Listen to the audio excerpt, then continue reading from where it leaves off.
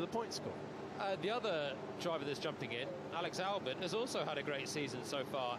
8th in the championship, double the points of Esteban Ocon, +2, 42 points for Albon. He's actually pretty close to Kimi Antonelli's score at the moment in the Mercedes.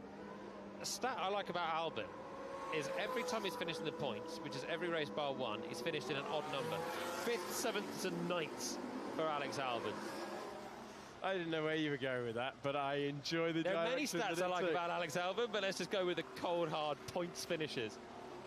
Sam Collins. Hasn't he got loads of cats? I don't know how Sam to follow Collins. that. Come on, Sam, let's see if you can dig your way out of that segue. Well, I was just going to point out that Alex Albon drives an odd-numbered car, but it looks nice and sunny at the track, doesn't it? The track temperature is 47.3 degrees centigrade.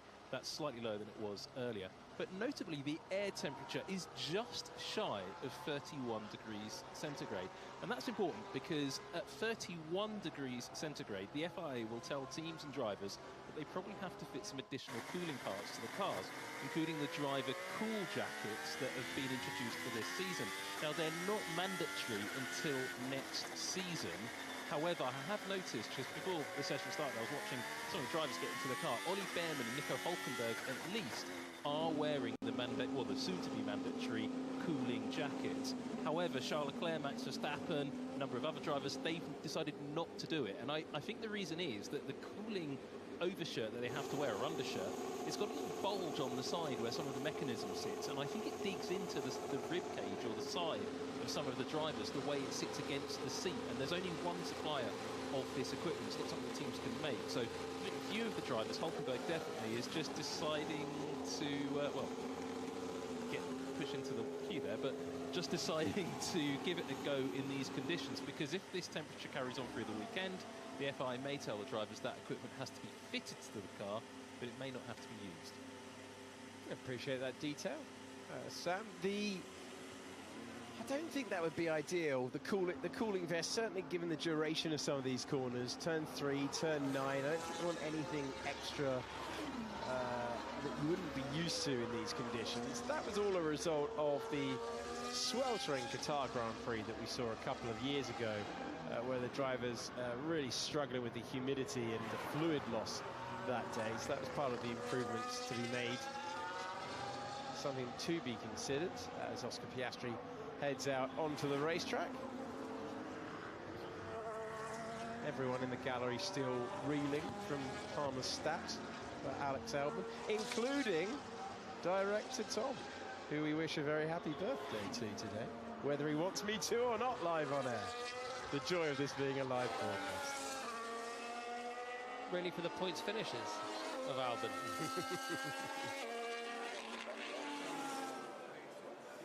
So this is how you know Formula One's in a good place these days. We always got celebs come along on Sunday. Celebs come along for the weekend these days, don't they? Practice Friday, Terry Crews in the garage, looking on, loving the Formula One action. What's not to enjoy? There was so much running in this morning's practice. I mean, it was more than 30 laps for George Russell, who was the highest total. And it was just non-stop. An hour of Formula One cars leaning on it around this circuit. There's some decent vantage points as well around the circuit. It's a pretty cool vantage point if you could be in the back of the garage and listen to the inner workings of a Formula One team. There is so much communication that doesn't get played out. It's just amongst the team personnel. And Terry Crews is a very lucky man having a chance to listen in there. Sam, you ever been in the back of a garage for a Formula One team? Yeah, they kicked me out pretty quick. It's basically because I started looking too much at certain bits on the car, and then I'd been invited in by a sponsor, and they hadn't looked up who I was, so they thought I was just a journalist guest, VIP sort of person, and I was in the back. I won't mention the team. I was in the back of the garage for about 5 minutes, the headset on, and then one of the mechanics, called Paul Monaghan, walked over, and I was rapidly ejected from the room. Very good. And, well, if you want the position that Sam was describing for slightly longer than 5 minutes, then the F1 Explains podcast that was recorded Christian Hugill in the back of a garage mid-race. All the chatter that Jolien was describing, you can listen to that potentially now, potentially in the future. Gallery, what are we looking at? It's available now. Terrific, seamless. Fernando Alonso's fastest. Don't tune in now, though. You've got to wait 55 minutes because this is going to be a frantic FP2. You don't want to miss this. There'll be plenty of push laps, qualifying simulations, and we'll have some long run later on. Lewis Hamilton leaning on the car through turn number 9. Love to see it. High-speed corner over the brow. Sounded pinned. Just picking up an upshift. 8th gear on the exit of that as well. Hamilton sliding slightly on this opening lap of his on the medium tyres, which is what everyone has run apart from Colapinto and Stroll. They're very much looking at each other's homework, aren't they? So far this weekend in terms of tyre usage. Pretty much all of the runners have been on hards and then softs and now mediums. Mercedes the outliers, but yeah, everyone else is keeping nicely in unison.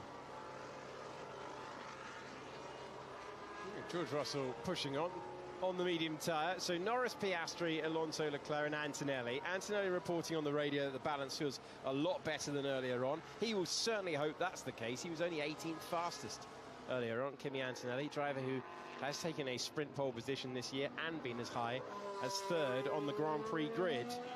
But no real feel for it earlier on, so he's happy with the homework completed. I don't know whether that was just the angle of the camera, but that looked way closer than Russell would have liked, with Sainz going around the penultimate corner of the racetrack. But yeah, fully committed to extract all the time through there. Maybe there was an easy margin, but it looked pretty close from the aerial shot. Yeah, it's over the brow through the penultimate corner, turn 13, and you quickly fly in towards turn 14. I mean, it's easy to have a monster shunt if you do trip over someone and they don't jump out of the way or don't do quite what you're expecting there, but Russell kept his foot in, jumps up to the top 5. Verstappen does the fastest final sector of anyone on these early laps. Everyone's just done one flying lap at the moment, and Norris once again now has a pretty much his 3/10 margin that he ended FP1 with. Yeah, early efforts as we have a look at Esteban Ocon's current form over the last 5 races.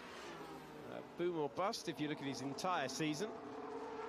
But whilst things did not go to plan in the middle of the last 5, crucial that when you have the opportunity for a team like Haas to score, that you convert it, and he has done so far this year. His first year with the American outfit and the first race winner the American team have been able to sign in their history. The winner of the Hungarian Grand Prix in 2021. One of many amazing days that season. You may be surprised to learn Sector 1 was purple. I should drift the camera off. You may be surprised to learn Sector 1 was purple. I should drift the camera off.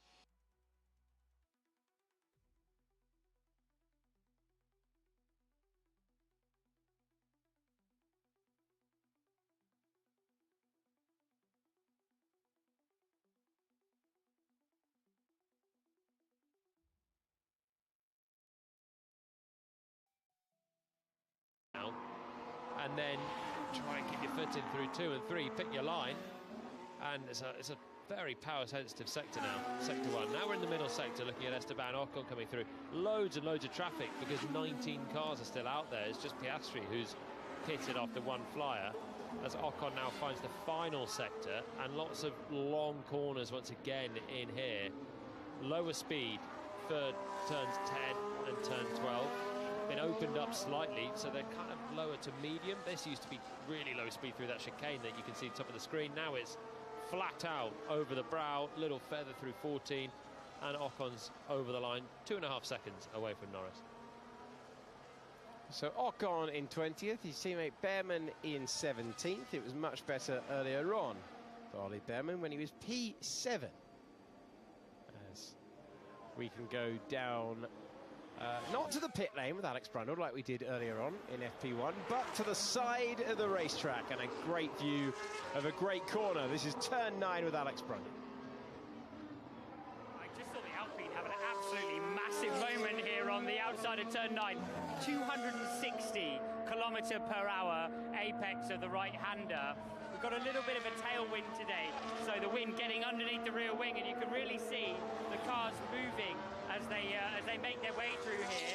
There's Pierre Gasly, look how much plank and skid block they're throwing up on the outside of this exit curve here. It really gives you a feel for who is running really, really low and who is up a little bit higher in terms of ride height. It's relatively close to flat out or flat out in qualifying trim, but the key challenge of it is to stay away from this outside curve, because it can affect not only how low you can run the car around the rest of the lap as we see Charles Leclerc come through, but it can affect also damage to the floor around the whole layout that can challenge the cars in later sections of whether you're in the race or in qualifying. So watching through here, both Williams are giving it a lot of skid block through the outside curve here. Both McLaren as well, running really low to the floor. I'll keep on watching here. Back to you guys. Thank you, Alex. Let's go on board with Oliver Behrman, who's had a sizable trip off the racetrack, climbing through turn number 3. Whoa, high-speed spin. He is a lucky boy. That did not end up in the wall. Yeah, lucky. This is building the speed all the way through 3. You okay, Ollie? Yeah, sorry. So I say the race engineer is not looking at the screen; they're just looking at lines on the on the computer data. But when you see lines on the data go flat coming through turn 3, you might as well be. You okay, Ollie? Yeah, sorry.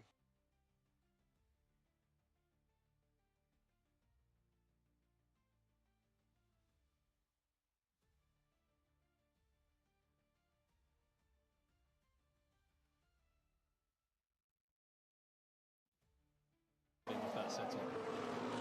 Let's hope that something. A lot of cars out on circuit at the moment, 17, and Isaac Hadjar. Let's hope that something.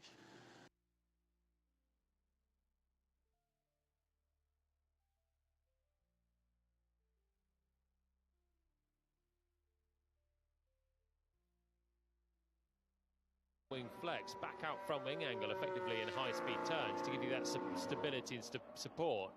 Without that happening, maybe there will be more oversteer in the cars at high speed.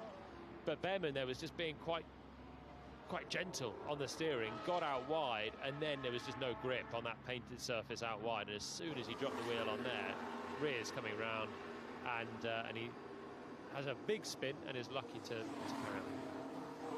Max Verstappen having a wide moment at turn 10 means that lap has gone in the bin, and he's returned to the pit lane.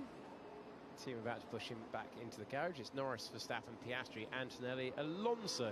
The top 5. You heard Isaac Hadjar animated on the radio saying the traffic was ridiculous, and Alex Brundle nearly had another stoppage for one of his trackside hits. Had a couple last week in Monaco. This is Max Verstappen late on the brakes, but the car not wanting to turn. Just rolling into oversteer as he turned in. Had to correct it, ran just over the track limits as well. Is Fernando gonna? Nope. Wasn't sure if that was going to be a big lunge. It's going to be him trying to start a flying lap, is it?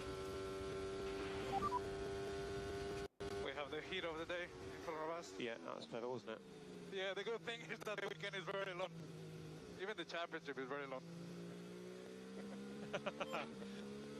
Classic Fernando. Classic Fernando Alonso. Wanted the track position, wasn't given the track position. We have the heat of the day in front of us. Yeah, that was clever, wasn't it? Yeah, the good thing is that the weekend is very long. Even the championship is very long.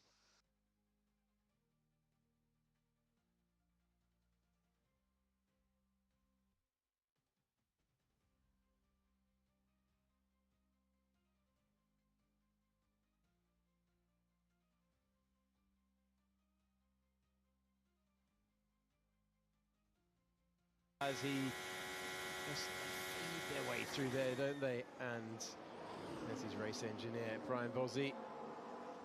He's race engineer for over a year now, promoted from performance, which is the number 2 position, to the main race engineer, and Ferrari in 8th and 13th at the moment. All lap times in the top 15 set on the medium tyre. Russell currently fastest on a 1:13.501. So you're looking at the championship leader, and who's led the championship since the Saudi Arabian Grand Prix. And that's back April the 20th. He's held it ever since. It'd be nice to stay with this lap that Oscar's about to put in, because he's just done that one flying lap. Was told that he'd be surprised to know he had the fastest first sector. He doesn't anymore. That's gone to George Russell. But Oscar then came back into the pits, has made an adjustment on the car, presumably to try and settle down that rear end. And here he goes again. So Russell's gone to the top. Norris has done a second flying lap as well. Verstappen's had an attempt but has come back in. So Piastri's now got quite a quiet track to himself. And he's setting about another fast lap in the McLaren. Through turns 1, 2, arcing through such a long corner at turn 3, doesn't get out onto that red painted stuff, keeps it within the track limits nice and neatly. Looks calm, but it doesn't look that quick. We're going to dive down the hill now into turn number 5. Gravel on the outside, aggressive curves that have caught out many a driver through the years. Then we're climbing hill in a few seconds time. Man, it's so bad. So what, is it just a grip or a balance issue? Man, I mean, just look, you know? Yeah, I see.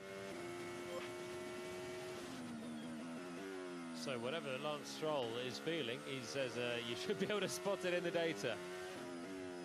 I imagine that might be a complete lack of rear end then. See them fighting the car, which just leads to a very spiky steering trace on a graph. Man, it's so bad. So what, is it just a grip or a balance issue? Man, I mean, just look, you know? Yeah, I see.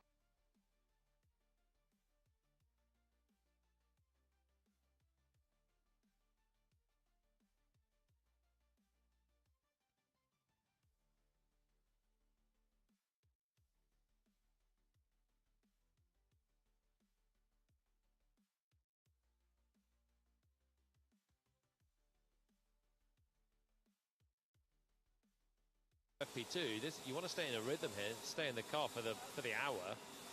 There should be time to look at some data and bolt on some softs and get ready for it, but maybe there's a more significant car issue for Lance. On board, Gabriel Bortoleto heading to turn number 10. That was the plan. Uses the tarmac runoff and rejoins. Brazilian driver just overcooking it into that corner. Not the first time we've seen this happen all year long. Driver who has a personal best finish in Formula 1 of 14th place. Almost more like the old layout there. In deep, turn the car hard and then get on the gas in a straight line. It's all been opened up and you can sort of pick an earlier turning point now and run the car to a sort of early apex and then a very late exit, keeping a wheel on that white line on the exit. Driver's using a lot of the space on the exit, but obviously Bortoleto there just completely missing his brake point and making sure he didn't run into the gravel. You're looking at the Haas garage, a couple of metres away is Ruth Busker. Thanks, Jake. See, yeah, down here in the Haas garage, we are here with Ollie Behrman's car, and what I'd like to show you is exactly what happens when a driver does a spin at Montmello. So, not a significant amount of damage, but it does have a massive knock-on plan to the run plan, because as you can see now, they're taking the floor off, checking the car, and in doing so, that means that they're not able to complete the standard run plan. Typically, we have 2 low fuel runs, then a high fuel run. They've brought a new front wing, JP, if you can have a look here. Just like many other teams, they've updated their front wing to be in compliance with that TD. So they'll be wanting to get as much data of it as possible. As we see the actual skid come off the bottom of the cars, they're going to have to replace that with a new one. And with a team like Haas, it's so important. They had braking issues with the car this morning to get as much data as they can. So it is a big rush against time. It's definitely not over for them, but every single lap counts. Thank you, Ruth, down there at the Haas team for us. After that dramatic moment for Oliver Behrman. And George Russell upgrading his medium tyres for the red-walled softs. First time of the day that Mercedes chuck on the softs. So they appeared out of position on the timing sheets at the end of FP1, but they didn't run the soft tyre. And with the these tyres now on the harder end of the tyre spectrum. They are the hardest tyres, C1, C2 and the C3. They are very different to the tyres that we've just had on the last two races, Imola and Monaco, where it was a toss-up whether the softs or the mediums were even quicker over one lap. The softs were giving a reasonable amount of performance, so let's see if Russell can extract that on a first lap on Mercedes' his day on the softs. Look how slow he was going out of the pits.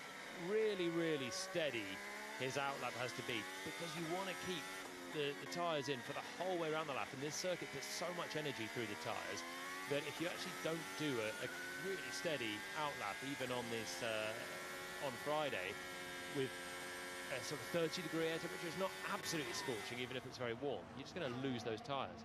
And on that topic, I was looking back at last year's lap times and last year's tyre selection. It was also a very hard compound selection last year. But right now, the cars are lapping significantly slower than last year's qualifying times. Just to give you a number, the person last on the grid in qualifying 12 months ago was Logan Sargent, remember him, in a Williams. He did a 1:13.5. The fastest lap we've got now is a 1:13.5 from George Russell. And so that's comparing the fastest of this session to the slowest in qualifying from last year. So there's still a huge amount of time for the top teams to find. The fastest pole time, well, the pole time last year was a 1:11.3, and we haven't seen anyone close to that this session today or the previous session this morning. So I do expect to see a lot more. It's like for tyres. It's a bit hotter, but this is a year of development on the cars. They should be quicker. And let's not forget, in qualifying just a week ago, the Monaco outright lap record got broken. Yeah, the fastest time in FP2 last year was a 1:13.2, set by Lewis Hamilton in a Mercedes. So we should go quicker than that. Let's see if George Russell can do it at the first time of asking. Of course, when you get to qualifying tomorrow, the track's ramped up, everyone takes out the final drops of fuel and turns up the engines to the maximum, and we will find a lot more pace from where we are today. Russell to the 1,000th, equal through Sector 1 to his best. Going nicely for him. Let's check in with Ruth at Aston Martin. Yeah, very good job down here to change Lance's seat so quickly. His race engineer, Gary Gannon, is now walking back to the pit wall. Excellent job there, getting him back in and out with absolutely minimal time to running. He will be heading out very shortly again. The brand new front wing has just gone onto the car. Thies a cam with Russell. He's a quarter of a second up now, finding the time on the soft tyres. Antonelli is going pretty quickly as well. It's going to be comparable times for the two Mercedes. It looks quick, doesn't he, out of the final corner now. The tyres bringing the car to life. And there we go, 1:13.0. We are now a quarter of a second up on last year's FP2 time, and we're homing in on the better times. Dialed in there, the Mercedes, on soft tyres. And Kimi Antonelli goes over the line, 2.5 tenths of a second back from his teammate. You can see the comparisons. Sector 1, Sector 2 and Sector 3 adding up. And the time being found for Russell over his teammate in the second two sectors of the lap. Mercedes generally have great form around this circuit as well. It has been a strong track for them pretty much ever since they returned to Formula One.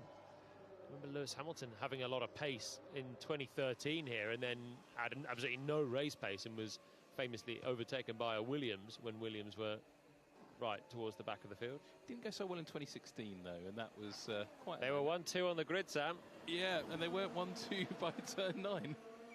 Yeah, I still remember that on the first lap of the race, and Julian, my race engineer, came on the radio and said, there's a safety car, the two Mercedes are out at turn 4, and I just remember thinking, whoa, what has happened there? And that was all down to one of the drivers making an error on their start sequence, pressing the wrong button, and then the car going into harvest mode. So the hybrid system was in the wrong mode, going down to turn 4. And I think Nico Rosberg got it wrong, Hamilton got it right, and if I remember rightly, Rosberg moved into Hamilton's way. Oh, we're going to revisit that in a few moments' time, because we've got fast laps attacking the circuit. And we've got Alex Brundle ready to watch them go past at turn number 10. Fascinating down here at 10 as we see Max Verstappen come on through the mid-corner of 10. A little shimmy for the Red Bull as he makes his way through the exit. We're waiting to see what Lando Norris can do, but the car's really struggling to turn on the apex of turn 10. The front tyres here are fried by the time they're making it down here. You can see everybody really struggling, lethargic front ends. Let's see what Lando Norris can do as he makes his way through the mid-corner. Lot of angle on that front tyre from the McLaren. Looks relatively neat and tidy through the exit of 10, and traction through the exit there has been the strength of the McLaren all weekend long. Should we see what Lando Norris can do at the line? Sounds like a plan. One corner to go at the circuit where he took pole position last year. He comes over the line and the time bleeds away, not by much, but 200ths down on what George Russell was able to achieve. And my favourite thing has happened in the session. Identical times between Max Verstappen and Lando Norris. And only 200ths, the pair of them, from George Russell at the top. You love to see identical times. Honestly, that is for all of you watching, all the devotees watching F1 practice. We know that Palmer likes a weird stat. And we know that I love a lap time that's identical. You used to have a get on with it button, but that's been taken away from you this year. It's vanished, hasn't it? Never mind. Sam Collins, any observations? Identical lap times in Spain, shade to 1997. I like it. History lesson from Sam. 3 cars in 1997. Totally believable. Wasn't a failure of the timing system at all, was it? Well, it was it was 2 That's cars. That's me talking, just me. That's not me talking with my F1 hat on. Yeah, someone knows something. Let's all relax. It was 2 cars that set the identical lap time last year in Canada, wasn't it? Yeah. And it was the top 2 right now. It was Russell, then Verstappen, and then a couple of hundreds back, Norris. So they've got form for this. Mate, this amount of sliding I have is not normal, mate. It's just crazy. Okay, copy. So same feeling as FP1, just sliding both axles. Yeah, literally. It's just sliding around. No grip. Mate, this amount of sliding I have is not normal, mate. It's just crazy. Okay, copy. So same feeling as FP1, just sliding both axles. Yeah, literally. It's just sliding around. No grip.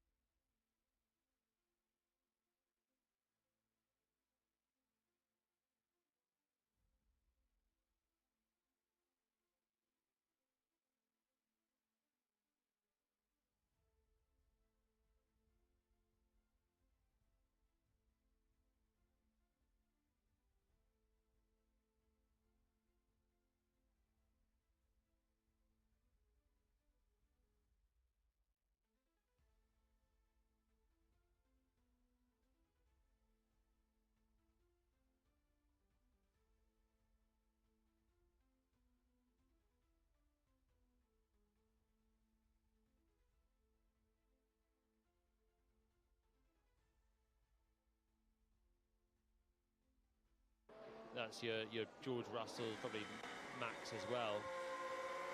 Possibly that explains why Oscar's managed to get such a margin at the front.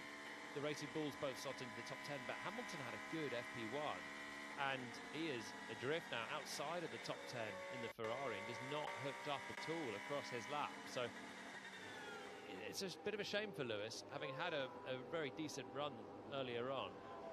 You then want to just finish the day. You want to keep that momentum going and get in at the end of the day thinking, yeah, we're in a great spot to go and attack, and not be sort of doubting things and having to troubleshoot issues. But as he takes off those soft tyres, that's where he's going to be on one lap pace today.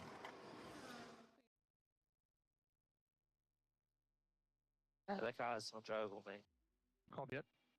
Pole positions, podiums and wins in Formula One history. So Lewis Hamilton still searching for answers in his first season at Ferrari. Plenty of chat between the relationship of driver and engineer after the last Grand Prix. Hamilton downplayed all of that on the media day on Thursday. Now on practice Friday, pushed back to the garage in search of answers. He's behind his teammate. He's behind the Racing Bulls, who did go later, as Julian points out. Pierre Gasly and Fernando Alonso. Esteban Ocon, one of the last drivers to chuck on a set of soft tyres and go for it. His teammate's still in the garage, having had that spin at turn 3. Ocon through, quick right-hander at turn 9, down towards the end of the second sector. And he's not about to jump into the top 10 in the Haas here then. Steady through 2 sectors. Missed FP1, maybe still trying to dial in the car to the circuit. Rio Hirakawa in the Haas earlier on. 2 corners to go for Ocon. Might not be the quickest, but they're still fun to drive for him.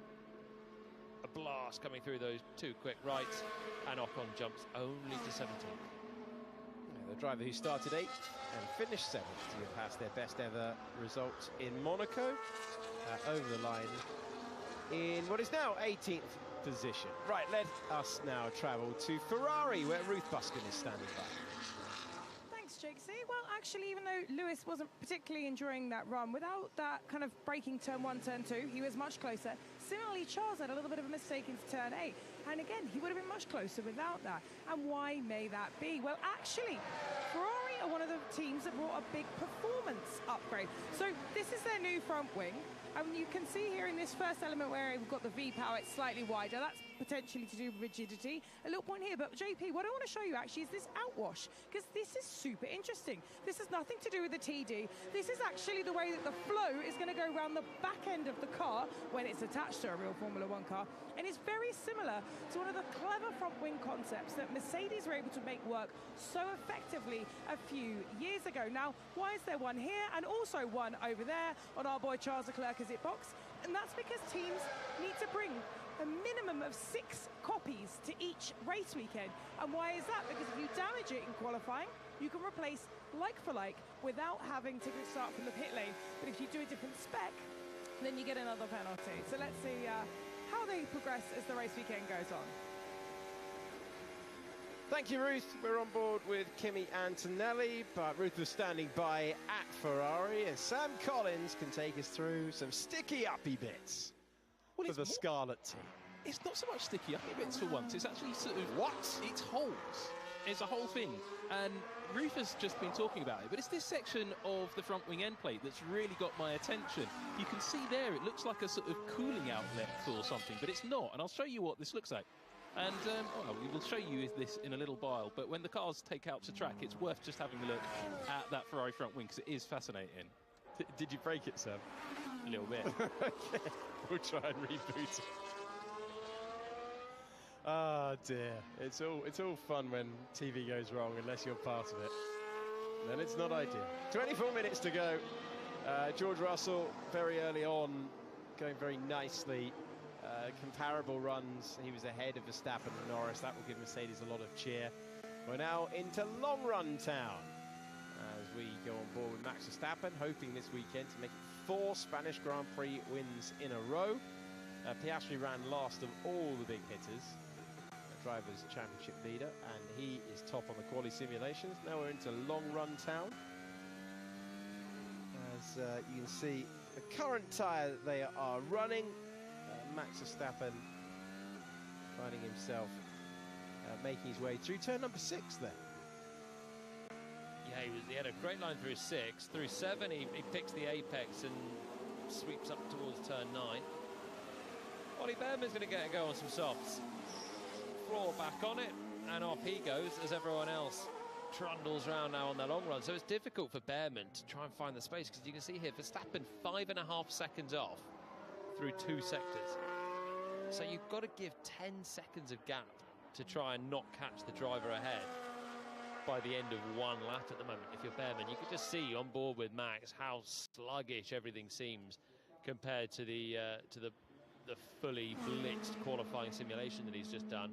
The car now just set up to understeer a little bit, but you've got to be careful not sliding that front left either. You've got to protect the rears through some of the high-speed corners, and it all just feels so much more sedate when you brim it with 100 kilos worth of fuel and get into these long runs, churning out what you hope will be consistent laps. That's a look at the Red Bull garage. Let's have a look at a turn on the racetrack with Alex Brundle. The commentary box has its fingers crossed that it's turn 6, but someone wanted to go such disappointment. To turn 14. I'm standing here at 2 of the real turns of the racetrack, guys, turn 13 and 14. For those of you who are newer fans to Formula One, that's where the old chicane used to cut in and out of the layout here. Of course, you now have these 2 super fast right-handers as you see Bortoletto go through. Mirror your thoughts on the long runs. Now we are in long run town. It's unbelievable how much more they're having to get out of it through here. Of course, the left front, the main loaded tyre, they use it in turn 3, they use it in turn 4. Then, of course, through this supremely loaded 240 kilometre per hour right-hander, which leads to the final turn of the racetrack, negotiated at 270 kilometres per hour. The 2 Hasses come through. George Russell's been pounding round and round, just evaluating this soft tyre. Yeah, but all drivers really having to get out of it through here. But the Mercedes having to get out of it the most, I must say. You heard George Russell a little earlier on in FP1 complaining about that left front tyre, and it doesn't seem like they've got quite on top of it, at least in the race runs here. Super interesting to watch, but also listen to the drivers making their way through these final 2 turns to see who has to get out of it more. Will give us a real steer for race day. Thank you, Alex. Appreciate you going trackside for us to give us a view of what's going on. All of those reports on the McLaren last week, I should say, proving very, very accurate when it came to qualifying for Lando Norris. He was able to take his first win in the Principality. Said he was more emotional on Saturday night, knowing that he'd done the majority of the hard work compared to Sunday, where it was about just ticking off the boxes and securing all that hard work done on Saturday. This is on board with Ollie Behrman, having to wait a while around that final corner, and he improves up to 19th position, driving lost a bit of time with that pirouette through turn 3. Tricky day for Haas, 18th and 19th, just ahead of Colapinto at the bottom of the time. So another tricky weekend for Franco Colapinto, isn't it? Jumped into Alpine and obviously had the crash in Imola, but didn't look fundamentally slow when he was in the car, built up to it, and the crash actually got him through into Q2, didn't it? But Monaco, he was just propping up the times, and now that has carried into Barcelona so far. Well, something that's going to make a race in future a little bit more tricky for Colapinto, assuming he keeps the seat and Jack Doohan doesn't reclaim it, which is still being talked about, I understand it. Alpine have fitted their final Renault engine of the year into the back of Colapinto's car, so the V6 combustion engine. You're only allowed 4 for the season, and Colapinto has taken engine number 4 for this race, which means he's not going to get to the end of the season without taking a penalty later in the year, or whoever is driving that car at that point of the season. So it goes with the car, not with the driver. Alex Albon on a long run, which is why he is miles off on the sector times. Colapinto, I wonder if he's struggling a tad for confidence.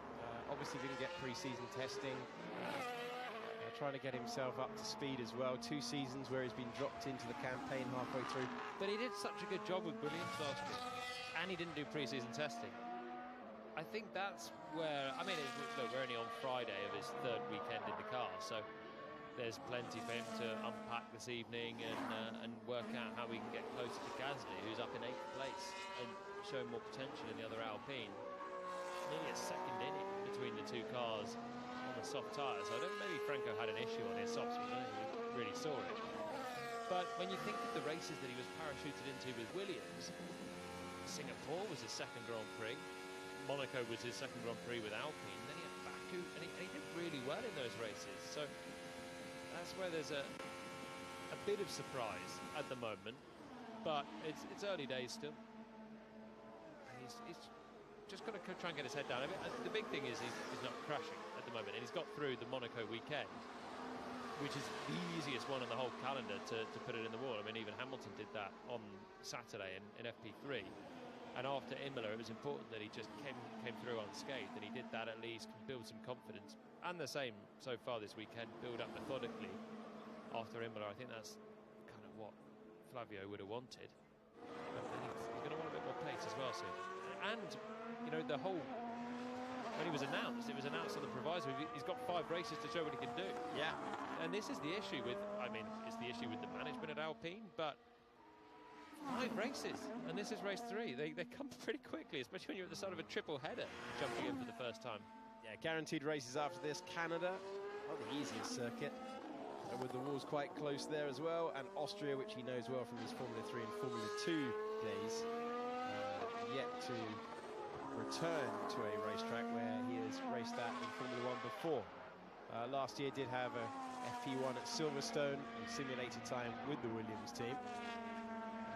Colapinto, he's had some old car test days at various tracks, goes over the line and picks another lap, riding on board with the Argentine driver, who always brings support to every Grand Prix that he gets to. And we're taking down into the final few minutes of practice at the end of a triple header Friday. This is really where the teams have put through their paces. When we've been from Imola, we moved to Monaco, and then it's down the road to Barcelona. Huge logistical effort, but everyone pushing to the maximum at the final weekend of a triple. So we'll have a deep dive into the data, as we do every Friday evening, and we'll come back for some of the takeouts from that in FP3 tomorrow. But just looking at it as we're still live in P2, this was the weekend where there was meant to be a big change in the pecking order with this technical directive, which reduces the amount that the front wing can flex by a significant amount. And a few teams were pinning hopes that this would shuffle the pecking order around slightly. It's early days, and really, even after qualifying, we won't particularly know for the reasons we spoke about earlier. You know, this track is different to those that we've raced on earlier this season, so we don't know how much is in the technical directive and how much is in natural car performance on a high-speed, long-duration corner circuit. But basically, the long and short of it from where I'm looking is it's the same as it has been before. McLaren still like the team to beat. You've then got a close gaggle of Russell, Verstappen on low fuel. Remember, Max particularly finds a lot of performance from Friday into Saturday, so I'm still expecting him to narrow that gap towards the McLarens and be the bigger threat than George. But you know, Russell led here last year. Mercedes have got good form. They're going to be in the mix. And then you've got Ferrari on a conventional circuit once again, looking like the 4th best team, and maybe on race pace, getting towards a podium fight with one of their drivers. But it's amazing how all of the talk over the winter of pre-season testing, teams are going to have to bring 2 iterations of cars, there's going to be major changes. The changes haven't seemed to be major when we've got to round 9, Friday of Barcelona, and the pecking order looks similar. Williams, actually, as we're looking at Alex Albon, you might look on from the outside and think, well, where are Williams then? Who have been scoring good points, double points with both cars in the last few races. But they didn't expect to be strong here anyway. Long duration corners are never the combinations that Williams like. Short, snappy corners, low speed, or even fast corners, but just quick turn in, bam, get to your apex, rather than hang on for long loaded corners like this one. That's where they thought they'd be weak, and they're both outside of the top 10 here, but you know, the margins are small. Yeah, Alex Albon saying at the start of the weekend that he expected this track to be their weakest by far so far this year. Carlos Sainz out there earlier on, Albon having to sit out that session. Victor Martins behind the wheel. And Lance Stroll. Yay! There we go. 2 for the price of 1. Verstappen and Norris identical times. Albon and Stroll identical times. I don't know what's happened to the microphone on that onboard, but it's slipped out of position, hasn't it? Slightly muffled on the Aston Martin. I wasn't sure if just the repeat of identical times had rendered you speechless for a moment. It's like it's got a silencer on it, the Aston Martin. Yeah. The Stroll continues to circulate. Low veers on the front. So the teams are still obviously trying to deep dive what is going on with their revised front wing specs. And naturally, everyone has to make adaptations, because if you're not having to do that, you've not been maximising the old set of regulations. But it's just, at the moment, from what we can see, it doesn't seem to have shuffled the order as much or at all. With 12 minutes to go, it's a good time to send it downstairs to Ruth in the pit lane. Oh, thanks, Jake. See, well, I'm back close to my old home, having spent 8 seasons on the Sauber pit wall over there. And what those engineers are doing, along with the engineers on the other 9 pit walls right now, is looking at that high fuel data. Because one thing we haven't been speaking about enough, in my opinion, is strategy, which is that this race weekend, going into it, is quite interesting, because it could either be a 2-stop, in which case the fastest 2-stop is using that red C3 soft tyre, something like a soft, medium, soft, or potentially